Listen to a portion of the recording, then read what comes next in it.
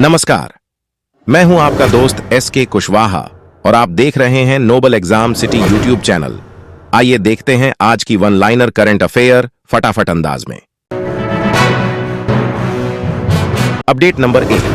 Lancet अध्ययन के अनुसार 2021 में कोविड-19 विश्व स्तर पर मृत्यु का दूसरा प्रमुख कारण बन गया।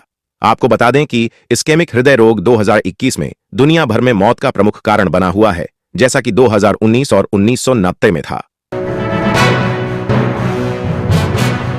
Update number 2। भारत ने गाजा युद्ध विराम और इजरायल के खिलाफ हथियार प्रतिबंध के आह्वान पर संयुक्त राष्ट्र मानवाधिकार परिषद में मतदान में हिस्सा नहीं लिया।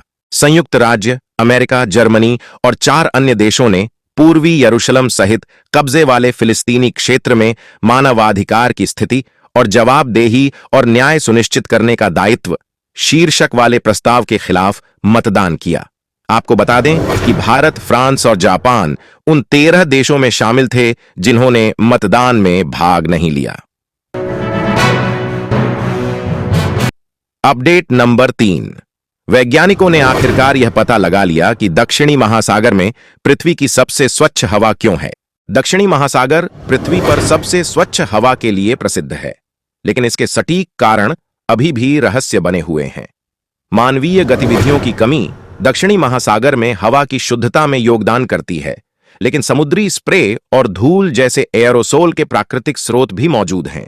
आपको बता दें कि हाल के शोध से पता चला है कि बादल और बारिश वातावरण को स्वच्छ रखने में महत्वपूर्ण भूमिका निभाते हैं। दक्षिणी महासागर पृथ्वी पर सबसे अधिक बादलों वाला स्थान भी है। यहां अल्पकालिक छिटपुट वर्षा होती है जो कहीं भी नहीं होती। Update number 4। ओपन एआई द्वारा एक voice cloning tool voice engine का अनावरण किया गया। प्रसिद्ध कृत्रिम बुद्धिमत्ता कंपनी ओपन एआई ने वॉयस इंजन नामक अपने नवीनतम नवाचार का प्रदर्शन करके वॉयस असिस्टेंट के क्षेत्र में कदम रखा है। आपको बता दें कि यह अत्याधुनिक तकनीक किसी व्यक्ति की आवाज को उल्लेखनीय सटीकता के साथ दोहराने के लिए डिजाइन की गई है। Update number 5। भारत द्वारा मालदीव के लिए आवश्यक वस्तुओं के लिए अब तक के सबसे अधिक निर्यात कोटा को मंजूरी दी गई। आपको बता दें कि मालदीव सरकार के अनुरोध पर भारत ने कुछ मात्रा में आवश्यक वस्तुओं के निर्यात की अनुमति दी है और कोटा को ऊपर की ओर संशोधित किया गया है।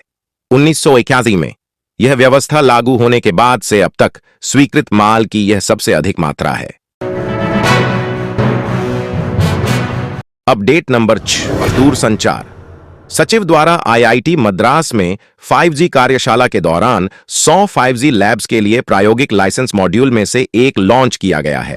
यह एक पहल है जिसका उद्देश्य 100 5G लैब संस्थानों की प्रायोगिक लाइसेंस आवश्यकताओं को सरल बनाना है। दूरसंचार विभाग द्वारा देश भर के शैक्षणिक संस्थानों को 100 5G यूज केस लैब्स से सम्मानित किया गया है।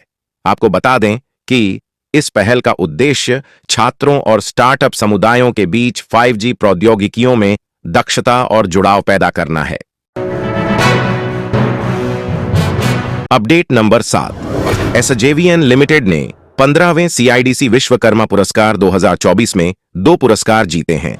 एसजेवीएन को सामाजिक विकास और प्रभाव सृजित करने के लिए उपलब्धि पुरस्कार और CIDC partners in progress trophy से सम्मानित किया गया है।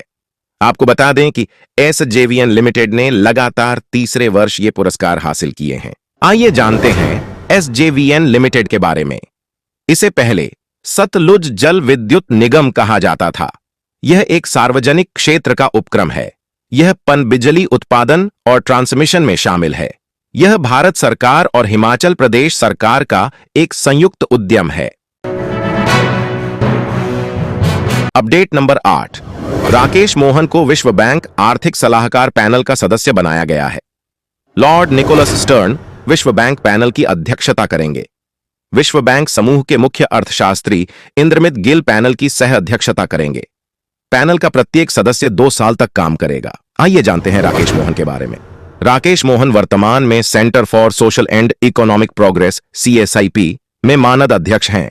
वह प्रधानमंत्री की आर्थिक सलाहकार परिषद के अंशकालिक सदस्य के रूप में भी कार्यरत हैं। वह भारतीय रिजर्व बैंक के पूर्व डिप्टी गवर्नर हैं। उन्होंने पहले अंतर्राष्ट्रीय मुद्रा कोष के बोर्ड में कार्यकारी निदेशक के रूप में कार्य किया। उन्होंने वित्त मंत्रालय में आर्थिक मामलों के सचिव और मुख्य आर्थिक सलाहकार के रूप में भी कार्य किया। Update number 9। उत्तर प्रदेश मदरसा शिक्षा अधिनियम को असंवैधानिक घोषित करने वाले इलाहाबाद हाई कोर्ट के फैसले पर सुप्रीम कोर्ट ने रोक लगा दी है।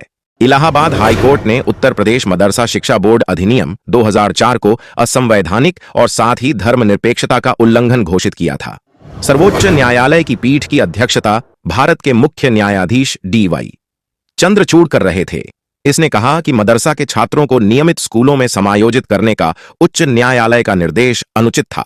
उत्तर प्रदेश में राज्य मान्यता प्राप्त मदरसों की संख्या 16,000 से अधिक है।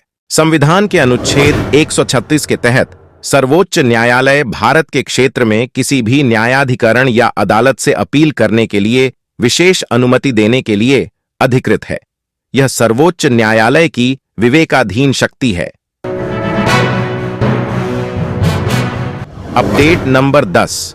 इरेज क्रॉसिंग, जिसे बीट हनोन के नाम से भी जाना जाता है, इजराइल और उत्तरी गाजा पट्टी के बीच एक सीमा पार है। पिछले साल 7 अक्टूबर को फिलिस्तीनी समूह हमास के आतंकवादी हमले के बाद इसे पहली बार फिर से खोला जा रहा है। गाजा को अधिक सहायता हस्तांतरित करने में मदद के लिए अशदोद के इजरायली बंदरगाह के उपयोग को भी कैबिनेट द्वारा मंजूरी दे दी गई है।